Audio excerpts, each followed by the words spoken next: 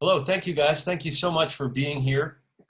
I'm here with Commander Alan Hamilton, Raffy Astvasadoorian, Ken Kraft, and I'll introduce each of you in a moment. But the reason why we're here is over the last few weeks, and actually for a long time, we've been getting questions about homelessness, about COVID, and what's happening in the community. And we respond in a variety of ways, responding to emails and letters and through community meetings.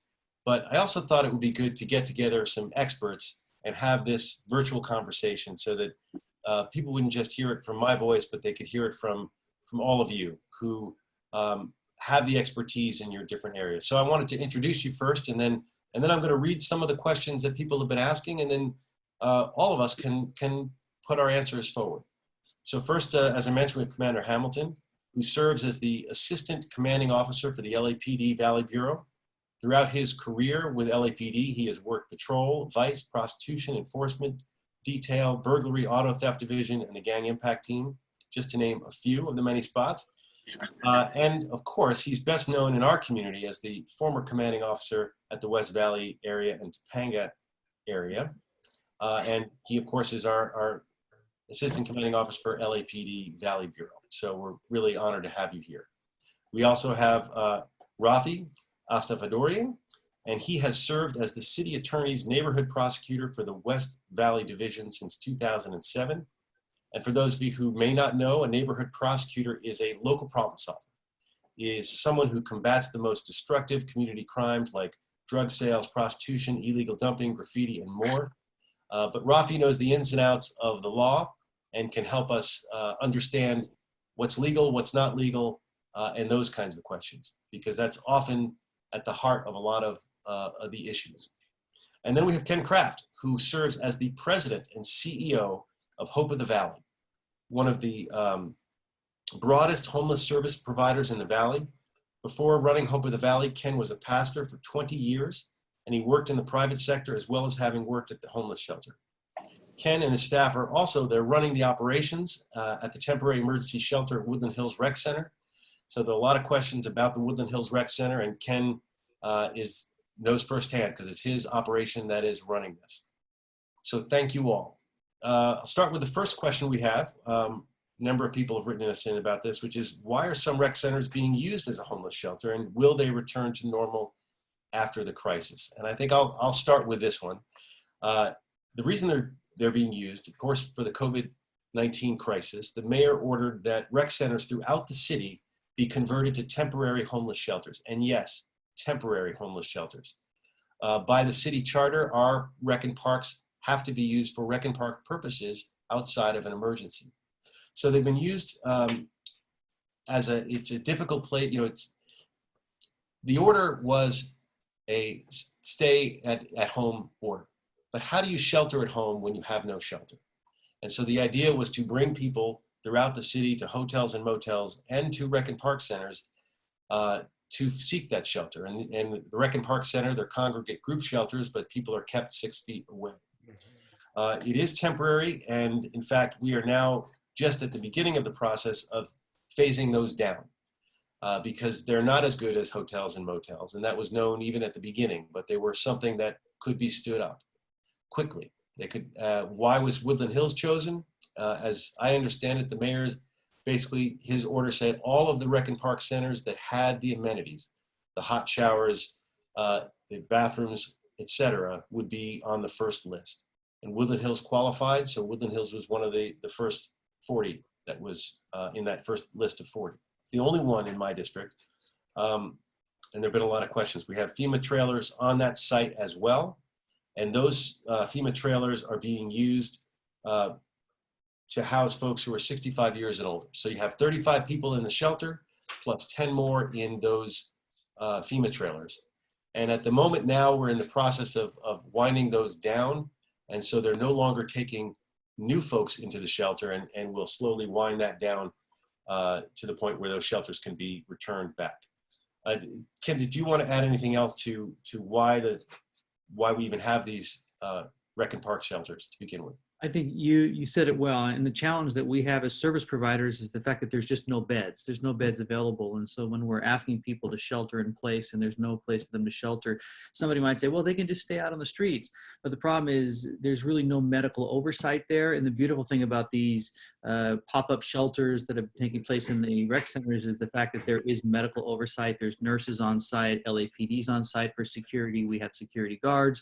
We have the Department of Mental Health on site, and so it's really a wraparound services to provide true care, a care team for people that are coming in during the midst of the crisis. But as you said, as we begin to move forward, at this point, we are not accepting any more intakes. And so we're redirecting people more towards the Project Room Key, which, as you said, is probably a better solution for the problem at hand.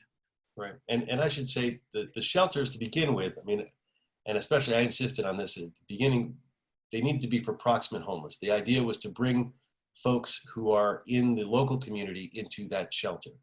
And my staff went out early on with the bus that was going around to pick people up, and we directed them to all of the local homeless hotspots to encourage people to come out and to go to that shelter. I know that as it progressed and people fell out of the system and more people went in, it became more of just who was next on the list. But about Ken, just two more quick questions I see here on the shelter itself. Some people are asking, are the homeless folks at the Woodland Hills Rec Center, are they criminals? Are they drug abusers? Are they unsafe to house in our community? And then related, not or unrelated, but also about the shelters, what is the protocol if someone tests positive? So if you could address those two, and then I'll go to other questions. Yeah, and I was talking to our staff even today. I said, is there any record of any physical violence at all that has taken place on site? And there isn't. There has not been any physical altercations between clients or between clients and staff. I realize that sometimes perception is greater than reality. And if our perception is that these are criminals that are coming in, these are people on parole, these are violators, that can kind of shape our view of what's taking place there. But I can say this, that the people that are there primarily are people that they want housing, they want shelter, they want to better themselves, but they just don't have the resources. Maybe they've had a loss of a job, a loss of a significant other, they have a mental illness, they have a physical disability. And so this really is a safe haven. This creates that opportunity for them to have a place to start over. And I know there's naturally concern in the community. I live near Granada Hills, where there's another shelter, and there happens to be 26 trailers there, and there's just a lot of concern. And sometimes what we're not up on, we're down on. And so, but I think what the community needs to know that this is the people that are coming here. We did a recent poll just to find out how many of the people that are in this shelter are actually from the local area. And it was, I believe, 72, 73% were people that were actually from the local area. Now, what happens is once the shelter gets full, then LAHSA, the Los Angeles Housing Service Authority, they're working to find out where is there an empty bed. So from time to time, they may call and say, listen, do you have an empty bed? And they may drive somebody in just so that there can be a bed available. But for the most part, we have done a very good job to make sure that the people that are at the shelter are people that are local and that live in the nearby area. I know there's been concern, there was concern about, is there prostitution, or is there, there a gun and these types of things. And all I can say is that there is no credible evidence that there is any of that taking place on site. And we're there every single day. I think a lot of people, there's rumors and people start talking and things can take on a nature of their own. But as somebody who is in the shelters working with the clients, truly the desperate men and women who are seeking a way out of homelessness, this really becomes that first step up and out. And so I personally am very grateful that, Councilman, that you've allowed one of these shelters to be in your community. And again, it's short term. It was never intended to be long term. It's a temporary solution as we work through the COVID-19 crisis. Great. And Commander, did you want to add anything to that? Yeah, so a couple of things I do want to put in there and kind of follow up with what Ken's saying. We do have a robust mechanism in place in terms of ensuring that LAPD officers are on scene at all of the centers. And this, of course, includes Woodland Hills. We do not have any reports of any of those types of violent acts at all at the Woodland Hills Center. We make sure that we maintain a presence. It's more of a helpful presence, of course. We have not had any issues at that particular center. And our goal is to, obviously, number one, keep the peace not only at the center, but certainly within the community and the adjacent areas. So what the LAPD has done is we've established a presence at scene. We've established extra patrol in the area, and we've made sure that all of our senior leads and our patrol officers are aware of what's going on there. So we have a very robust presence there. We've not seen any issues that have exacerbated any particular situations. I've also got my ear to the ground in terms of the grapevine and rumors and what have you. And I can tell you that there have not been any serious incidents at this particular location. Great, thank you. Another question people have about the center is, will the people at those centers just go back on the street when this is over? And I could say, I certainly hope not. And I know that folks are working on different plans. And specifically, as these shelters get wound down, these folks will be on the top of the list to get into the hotels and motels that are being stood up, because we don't want folks from these rec centers to go back onto the streets where they have been in the past. But I will say that we're at a very interesting time as far as homelessness goes and this COVID crisis. And we're also in the middle of a federal court case where Judge Carter is working with the city, trying to create a consent decree, potentially a local district consent decree that I think could have a dramatic impact, whereby there would be a bargain where we would be able to enforce some of our anti-camping laws in exchange for providing a percentage of beds for all of the homeless people in each district. We don't know if that's actually going to happen, but this is really current. This is happening right now, literally as we are talking in real time. The judge is working on that settlement and is probably going to issue some orders next week dealing with. He's talking about dealing with the underpasses, which I guess leads me to the next question about the underpasses. We get a lot of questions about why are we not doing anything about the encampments at the Winnetka and the 101 or the various different underpasses. And I know that we are doing a lot, and it's been for me a big frustration because I know those underpasses are not safe. And we have, especially when the school was in progress, where you had the entire sidewalk sometimes blocked and kids walking into the street. That's a recipe for disaster.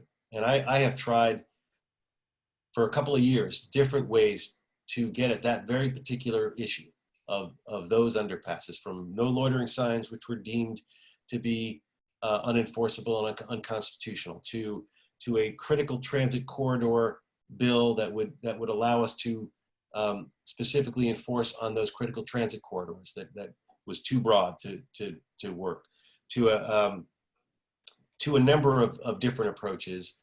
But it seems like every time we try it, we get turned back by the courts in many respects in terms of trying to do enforcement.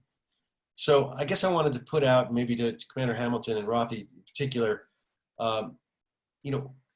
what is it about the underpasses that makes it such a persistent problem, and why can't the city just come in and clear out those underpasses?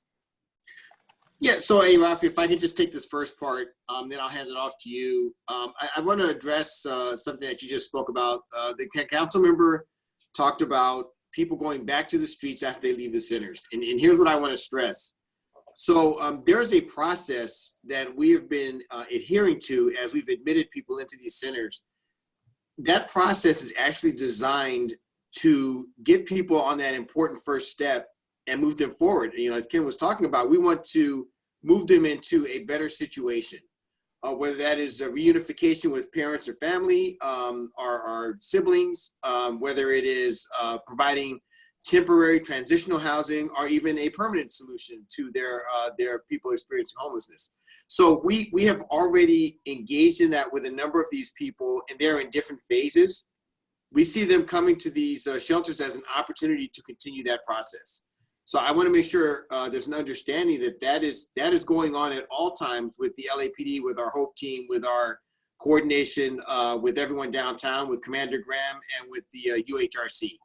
So that's already in play, and that is already moving forward in conjunction with LASA.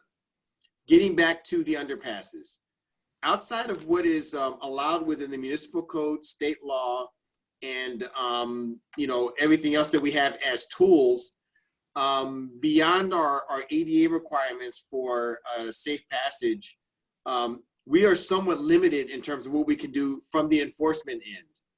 Now, we can always offer shelter as it's available and offer to, get people into transitional housing, get people into other situations. In terms of wholesale removing people from underpasses, that is not always a viable option within the law. And that is, again, going back to the courts, and this is going to be where I'm going to hand it off to Raffy. There are court decisions that are in place. There is case law that is in place. And we have to abide by those rules and those laws. So I'm going to hand that part over to Raffy. Yeah, it's not an easy situation. People wonder, why don't you just grab the people and take them away? Well, legally we can't. And so on a practical level, what is the overpass provides shelter. That's really why the homeless individuals go there. They got nice cover, whether it's from heat or the rain, whatever the case. So they go there. Now, what they can't do is they cannot block the entire sidewalk. That's what's called ADA access. Americans with Disabilities Act provides that for public right-of-ways, there have to be at least 3 feet access. So my understanding on these off-ramps is that LAPD has been going out to address the issues, whether it's Hope or SLOs, and they get compliance for a time. Maybe it's that day, maybe it's till the next day, maybe it's a few hours. And then the people that are living under the underpasses, they bring their items and themselves and whatever it is back over the entire sidewalk. You can't do that. And the reason why we need the ADA access is because the city has to, by law, is required to give access to people with disabilities. And if we don't, if LAPD or sanitation doesn't go out there and get that 3-foot access, the city gets sued, which means we end up paying more money to advocacy groups. So we don't want that. We don't want the civil lawsuits. But that being said, now, why don't we just arrest these people and just take them away? They're on the sidewalk. Well, 1, they're homeless. 2, they're allowed to live on the sidewalk, whether we like it or not. During this pandemic, they can have their tents up during the day. And that's only because of the emergency that we're having. And, in terms of sections to cite them or arrest them for, it can happen. But I wanted to give you a little bit of perspective on what's happening in the courts right now. While the courts are open, but on a skeletal and on a necessary basis. So what the California Supreme Court has done is they've set bail for non-violent crimes at 0. That means if you get arrested, if you get cited, your bail is 0. You're going to go in and you're going to come right back out with a future court date. All cases that are occurring now have been put over approximately 4 months. So if LAPD were to go out there, and we have a section, but if they were to 1, arrest, that person would be out within hours. If 2, the other option would be to give them a citation, and they'll give a date for 4 months later. The person that was arrested for blocking the sidewalk will be let out in a few hours, like I said, and given a court date 4 months away. That's not really solving the issue. So that's what's been very difficult with this problem of the underpasses. LAPD, Hope, sanitation, they're going there and they're addressing the issue, but it flares up again. So the only thing I can suggest at this point for the community is keep calling it in. LAPD will keep addressing the issue, but legally, this is all we can do at this point. We just recently had another court case, Garcia, in which the court issued a permanent restraining order from taking bulky items. So unless the bulky item is a hazard, is item that is help in terms of a crime, we can't take it away. So we can move it. So we've got situations where we have bulky items, maybe blocking it. Sanitation will go out there, we'll move it. Contraband, that was the word I was looking for. If it's contraband or if it's a hazard, the city can take it. Otherwise, we can move the item away. We can ask them to move it, the people living there, and they do. But we're limited. And that's been the difficulty. That's been the frustration. I just want the public to know we're addressing the issue, but we keep getting court rulings that are tying our hands in a sense. So, we'll do our best, but we're a bit limited. And on the criminal end, we can file the cases. It'll be in the future, but it's not really going to solve the issue. That's my little bit, on that issue. I know my office, we call the CARES team literally every day to get people out to some of these critical underpasses. And even though more and more people are being brought to shelter, these encampments seem to be growing. And part of it is the Garcia case that you mentioned, because up until recently, bulky items were basically removed. And now that case has made it very impractical to remove bulky items. Now, again, the one glimmer of hope, I think, in terms of this is this Judge Carter case, which is happening right now, which may create that dynamic where we could be able to enforce some of the anti-camping laws in critical locations and eventually throughout the entire district if we can get the beds. And Judge Carter has defined beds much more broadly than as it's been defined in the past, to include the small houses and large tents that have many cots and those kinds of things. So there may be other options that are not quite as expensive. But the best options are always, the permanent supportive housing and the bridge housing. Ken, you wanted to say something? Yeah, I think it's important that people realize there's a lot of projects that are currently in motion. By the end of this summer, I know, just speaking of Hope of the Valley, okay, we will be opening up an 85-bed shelter and another 100-bed shelter. So if you take all of the RAP centers, the recreation and park centers, which there's 6 of them and an average of 40, that's 240, we can almost house everybody that's in these RAP shelters just in this new bridge housing that's coming online. And besides those 2, there's another one that's in Nuri's district that's coming online in the fall, and then you have another one in your district in Canoga, another one in Silmar. So I think a lot of projects are coming online that really are going to be the solution to get people at least temporarily housed while we continue to wait and work for permanent supportive housing. Right. And someone asks here, what happens if a homeless person resists accepting going into a shelter? Can we maintain other health and safety precautions in the encampments? And I guess related to that is the question of PPEs and wearing masks. Right now, it's mandatory for everyone to wear a mask. But what happens in the encampments if someone is not wearing a mask or not observing social distancing? Yeah, could I address that? Please. So I do want to say a couple things on that. So I think everyone needs to remember that a person that's experiencing homelessness has every right to refuse to actually even go to a shelter or to accept services. That's well within their rights. But we're throwing a good number of resources. Each city-run shelter has medical staff, mental health staff. We have security. We have LAPD there. In addition, a homeless service provider for connections, obviously, with wraparound services, and all of these things are included. So. This is one of those things where we encourage, certainly our officers here in the Valley are encouraging them to participate, but we are not going to force, per se, anyone to do that. In terms of health and safety, there is no healthier and safer place, I think, probably in the history of people experiencing homelessness in the city of LA beyond what is available right now. I mean, this city has really put together the pieces and stepped up to the plate to ensure that this population is being well taken care of. It is up to the individual, however, to decide whether they want to avail themselves of those services. Mm-hmm. And legal, if I could jump in, legally, we can't force people to go into shelters. We can't force people to not be homeless if they're choosing to do that. It's just we don't have the legal basis to do that. Right. And the people that are experiencing homelessness they're supposed to adhere to social distancing as is everyone else. And like as with everyone else, we try to encourage it as much as we can. I think the key is having good outreach teams, which we do in the city, you know, between LASA, LA Family Housing, the Hope teams that are going out and constantly talking to people and building that relationship, because you never know that moment when that person finally says, you know what, I'm really tired of living this way. I want something different, and then to have the resources to give to them at that moment. And plus, I know the outreach teams that are going out, they're offering masks, they're offering hand sanitizers, they're reminding them of social distancing. So there's a concentrated effort to educate people and to provide them what they need if they choose not to go into any of these shelters that are being provided. And what about if they choose not to social distance and not to use the masks?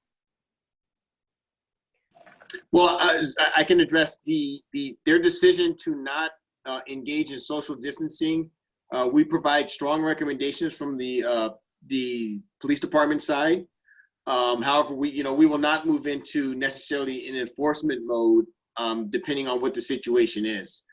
We have been faced with a number of different situations where we've had demonstrations, where we've had large gatherings, as you've seen at the beach on some weekends. The department has the ability to use enforcement as a tool, but that is a last resort for this situation. We try and encourage people to maintain social distancing, and we've been very good at gaining compliance. I see no situation where we're going to go into a wholesale enforcement mode and start, quote, forcing people to maintain social distancing. And the masks, same thing?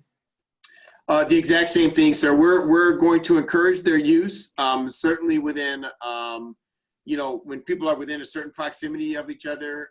We've just recently on the department here instituted stronger measures where, like right now, I'm here in my own office and enclosed. But as soon as I go out to communicate with a member of the public, a member of another city department or something like that, I'm masking up immediately. So that's something we strongly encourage. We're starting to see a lot of places provide resources for that. I think sometime in the future, you'll probably see, city employees providing the masks if they're not actually already, if someone comes along and they don't have a mask with them, we will probably provide them a mask to make sure and ensure that they're using a mask when they're in close proximity to other people. But we're going to encourage it. I don't think it's going to get to the level where we have to provide enforcement in order to enforce that social distancing and the use of a mask. Okay, and by the way, to help people with that, my office, we actually acquired about 25,000 masks, cloth masks, and we've been giving it out to folks. You can sign up on my website for it. We've mailed out a bunch, and now we're pretty much doing drive-through where people get a time slot and we hand them the mask when they need it. So we're trying to help with that in that respect. We talk about ADA, usually means a 3-foot wide pathway. But in the era of COVID, where now you need 6 feet, does that change anything legally speaking in terms of what ADA access means? No, it really doesn't. 3 foot is the width that you need from the edge of the curb and in. 3 feet, you need that much width. And I think it's due to the fact that it's probably to accommodate wheelchairs and walkers and items of such. So it's really 3 feet is the width you're talking about. And I think when you go 6 foot, you're talking more of like spatially in front of you and behind you. It would be great if we had 6 foot as well, but we're only required with 3 feet. And if you've got an encampment, you're probably lucky if you're getting your 3 feet. So that's what the law requires, and that's what we're going to adhere to. Okay. Now I realized I skipped a question, Ken, when it came to the Woodland Hills Center, which is the protocol if someone is tested positive. What are the protocols in place? A number of people were concerned about that. Yeah, anytime anyone comes to the shelter, the very first thing that happens is they have to wash their hands, and the nurses take their temperature. And if their temperature is 100 degrees, 0.4 or below, if it's higher than that, then that's kind of a trigger for us, and we will immediately isolate that person, and we will not allow them to integrate into the general population. If it's less than that, then they're allowed to come in and be part of the general population. So every one of the RAP sites, the recreation and park sites, has a room that is designated as an isolation room. So once the individual is placed in the isolation room, we monitor them. And if the temperature goes down, maybe it was some bad food they ate or something that doesn't seem to have ongoing indications that it could be COVID-19, okay, then they typically would be able to come back into the general population. But if that fever maintains and they develop other symptoms, then at that point we would actually take them to the local hospital and have them examined. Or actually even now we're giving the tests on site at the RAP centers. And then once the test is given, we do once again put them in isolation. And if we determine that matter of fact, one of the very first individuals that was homeless that tested positive for COVID-19 was at the Granada Hills shelter. And then immediately they were taken to the hospital. Other people that think that might have symptoms that test positive, we've taken them. There's a quarantine hotel as well that we've taken them to. And so, but we do not allow them to integrate into the general population at the shelters. Great. And some people are asking about, how many hotels are in my district. I should say there's only 2 at the moment, and they're looking at additional hotels in the SPA 3 area, which includes my district, but I'm not aware of any other hotels at the moment that are slated for my district. But this is not handled by me directly. This is handled by the county. So we'll see what they. I did just hear regarding SPA 2 that they're looking at. They signed a deal for a hotel that in SPA 2 that has 490 rooms that will be coming online in the next couple of weeks. Great.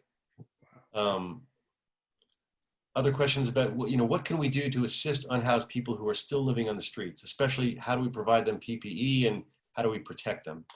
And I think this question might be in some ways related to some of the things sanitation is doing. Sanitation has installed portable sinks and toilets throughout the city as part of an effort to address that. Handing out masks as well. LASA, as you mentioned, when they go out to these encampments, are giving people masks on site. Anything else that you want to add in terms of what we can do to assist unhoused people who are living on the street to deal with the COVID issue? I think, like you said, we just continue to give them the tools, the resources, the education to help them, keep their hands clean, to remind them, sneeze inside of their elbow, to keep the social distancing, to wear their masks, and then constantly reminding them that they don't have to live on the streets. We've not always been able to say that. Okay, there are now true alternatives for people to get off of the streets, even if it's temporary, getting into one of the project room keys and then moving towards permanent housing. The city of Los Angeles has truly done something remarkable in providing these resources. So we want to always remind people that there's a better way. They don't have to live on the streets. I did want to, can I just jump in here just for a second? Our HOPE team is always willing to provide that pathway to transitional housing, to permanent housing, to reunification with relatives. All of our officers are thoroughly trained in that arena, and they're always willing to help and looking for opportunities actually to provide that assistance. So that is absolutely there.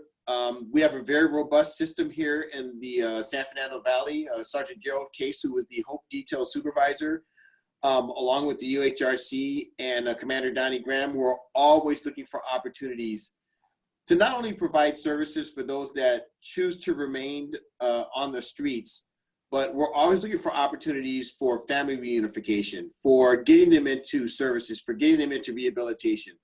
We're always looking for that opportunity here on the LAPD because that's always going to be a better, safer environment for them. And we stand ready to help at all times, 24 hours a day, 7 days a week. Now, the last question or questions really, they deal with the folks who don't want to avail themselves of the help that's being offered, whether it's because of drugs, alcohol, or mental illness. And the question that folks want to know is, how do we address that issue? How do we we can have all the shelter in the world, but how do we address it when someone just does not want to, either because they just don't want to, or because, drug addiction has got them not thinking straight, or mental illness has got them not thinking straight, where they are preferring to be on the street and and causing nuisance issues in so many cases. Does anyone want to address that? I mean, I'll throw one thing out. I mean, we, in my office, we created a partnership with Providence Tarzana Hospital. This came out of when they were looking for their various permits for building the new hospital. We worked with them on mitigations and said, look, can you guys help us with the mentally ill and drug addicted population?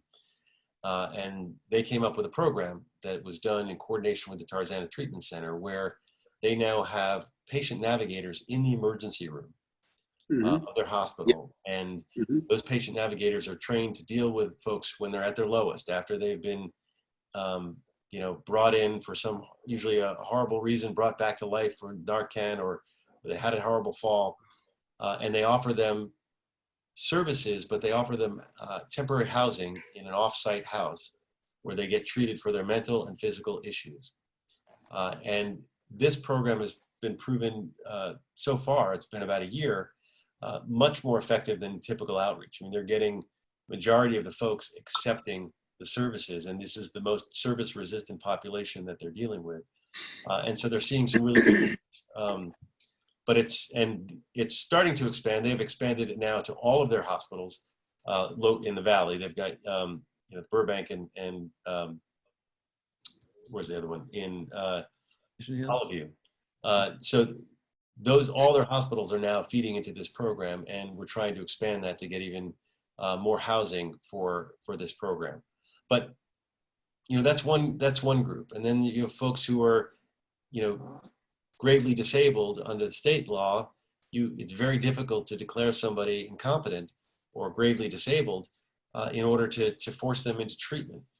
Any thoughts on that, or explaining what the legalities are of that? Because a lot of folks come to me, and some of the questions that we got are, you know, why can't this person is clearly killing themselves, you know, and not of the right mind for whatever reason, you know, why can't you get that? Why can't you force that person into treatment? Well, so if I can open with that, and then again, I'm going to hand this off to Raffy as I come to the end here. So from the LAPD perspective,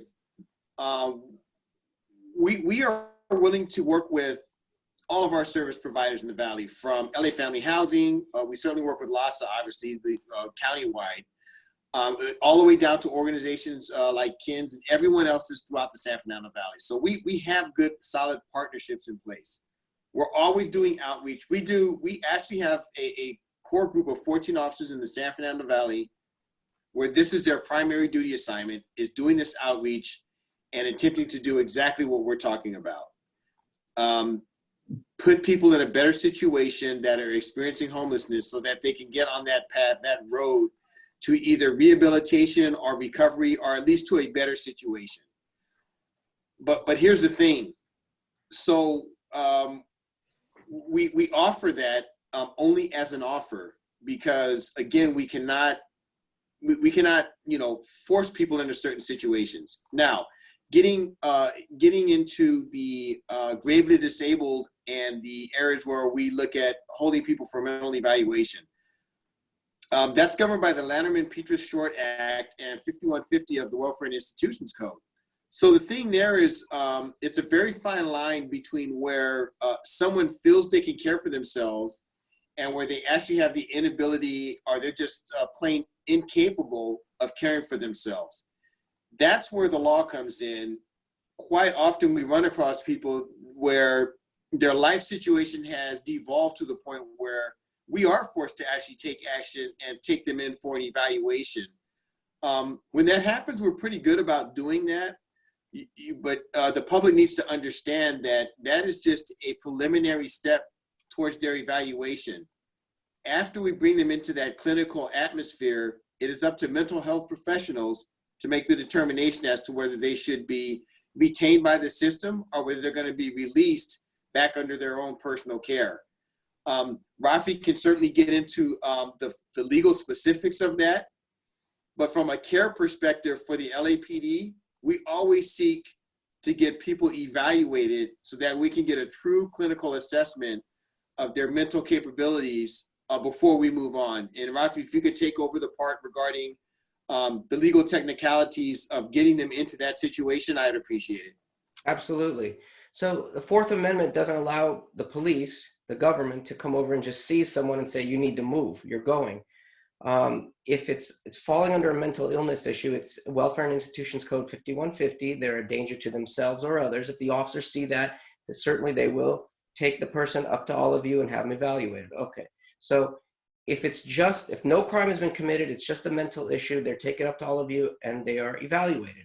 I will tell you it's full over there, not at all of you, but where they're holding these people.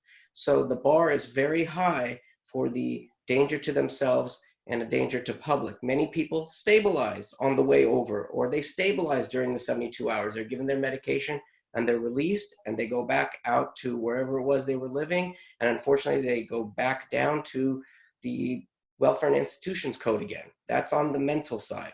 On the criminal side, so if they commit a crime, whatever the crime is, and they have mental issues, they come into court, it's up to their public defender to declare a doubt as to that person's mental competency.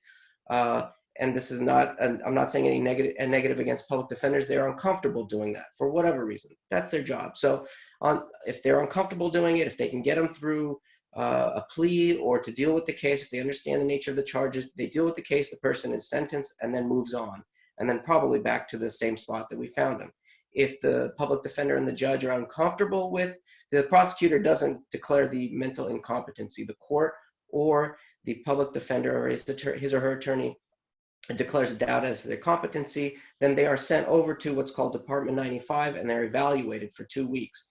Depending on what the evaluation says, they are brought back to court and either sentenced or we deal with the case, and then they move on with their lives if they're competent. If they're not competent, they're kept in a hospital, which again is full as well, and they deal with the person's mental incompetency and they're held there until they are competent to stand trial, which means then they come back to criminal court and we deal with that person's case.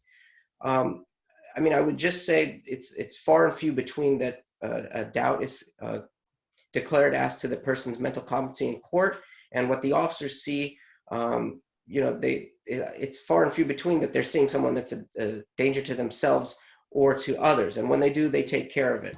So, and I've seen situations where the defendant come in the field, commits their crime, they're a little bit unstable, they come to court, and while they're sitting in custody, because of whatever the doctors in jails do, they give them the medicine or they come off of the drugs, they stabilize, now they're competent. So it's just this constant flare up of these mental issues. Not always, but that's generally what we see. So legally, we just can't grab people and take them off, even though the public wants us to. We are constrained by the Constitution, we're constrained by the laws. I'm not judging them, I'm just saying they are what they are, and we work within the parameters, and we will do our best, but these are parameters, and that's why you see people cycling in and out of facilities and back out onto the street.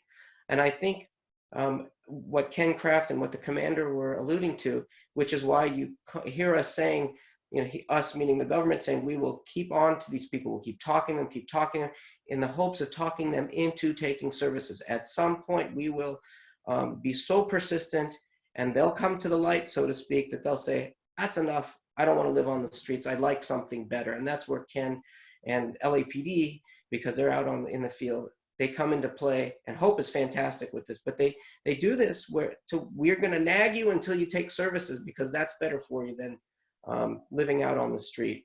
But just know, public, we have limitations, unfortunately. And just to be clear, Raffy, the laws that you're referring to are not city laws. You're talking about the state laws. I mean, because if I could change at the city level the definition of gravely disabled, I would do it in a heartbeat. I mean, it kills me to see people on the street who are suffering and not being able to get them into treatment and have the authority to do that. But that is clearly in the state and federal. There's no city laws that you're referring to. Is that correct? You're absolutely correct. Absolutely. And look, I mean, if the solution was to arrest everybody and just take them away, we would have solved the problem years ago. That's not the solution to this problem. You're not going to arrest your way out of it, and the law doesn't allow you to anyway. So we're going to do what we can within the confines of the law. Well, we're coming into the end of our time here, so want to give you each a chance to make a closing comment, and I wanted to end by thanking you I guess I'll probably do that one more time, but I really appreciate the fact that you guys are here and willing to speak out to the public on these issues. So we can go in reverse order that I started with. We'll start with Ken, since you haven't had a chance to talk in a little bit. Why don't you give your close, and then we'll go around the horseshoe. Okay, well, I know that this year in particular, I was really hoping was going to be the year that we kind of hit the peak and start going down the other side in terms of the numbers of people that are experiencing homelessness. As a city, we passed two big bond measures, Triple H and H. Triple H was, to create 10,000 units of affordable housing, $1.3 billion. And then there was, the Measure H, which also was the wraparound services. And so feeling like, okay, the last homeless count showed that there was still an increase in homelessness up to 17, 18% in the county, and then I think 13, 14% in the city. And so, but with the numbers of resources being put towards this challenge and this problem, and then also the pipeline of new facilities coming online, I thought this was kind of going to be the year. I'm still hopeful, but unfortunately, even with COVID-19, we see so many people, oftentimes we hear, they're only one paycheck away from being homeless. And so that makes me really nervous. And I hope we don't see an uptick in homelessness because of COVID-19. That's yet to be seen. But I still believe the best thing that we can do in the city of Los Angeles, and I have nothing but great things to say about our mayor, about our council members that have truly said, we are going to we're going to take on this challenge head on. We're going to respond to this problem, and responding by crisis housing, interim housing, permanent supportive housing. And I realize nobody wants this in their backyard. It's about the time we say, yeah, we're going to do this, and people say, but not here. But we see that even hearts of people are being changed, and perceptions, and all council districts, and people are rising up. And so I'm very hopeful and very optimistic about the future, because as a community, we're responding and we're addressing the challenge and the problem. So again, thank you, councilmen, for even allowing this dialogue to happen. Great. Thank you very much, Ken. Rafi, you want to? Councilman, thank you so much for putting this on. To the community members who are going to see this, thanks for taking the time. I'm glad you're working with the city. Just know that the city is working on this issue. There's no quick fix. It is going to flare up and it's going to flare down. But we rely on you to let us know what's going on, in real time, so to speak, because we do go out there and we do deal with issues, but you live out there and you know what's happening. We are working within the confines of the law. And I want to tell you on my end, when we do go to court, my first option is not to ask for jail. It's to see if we can get the person some type of treatment, whatever their particular issue may be. And unfortunately, many times they're not interested in the help. They just want to take their jail time and go back out to where they are. So our office is trying. We're willing to try whatever it is that's legal. I know LAPD is trying. I know Hope of the Valley is trying, and I'm certain the council and the mayor are trying. We will not quit. We're going to be persistent on this, and I appreciate any help that the community can provide by being a partner in this solution.